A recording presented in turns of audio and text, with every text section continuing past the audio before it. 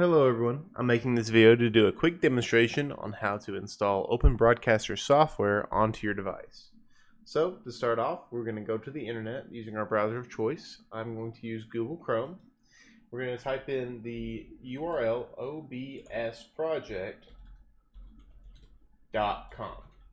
So what this is going to do is this is going to take you directly to their main website. These versions here are all official, so they are safe to download. And you're going to want to select the one that matches your device. I will be selecting Windows because that's the operating system my computer runs off. But if you're using an Apple computer, you're going to want to select Mac OS. And so to get this started, what you're going to do is you're just going to click your selected link, and it's going to start your download.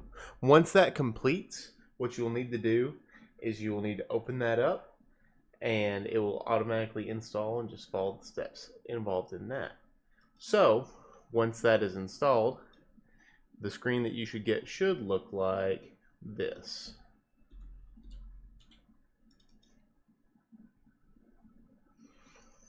Give it a second, and boom. So this is the version of OBS you should have, and this is what it should look like at the start.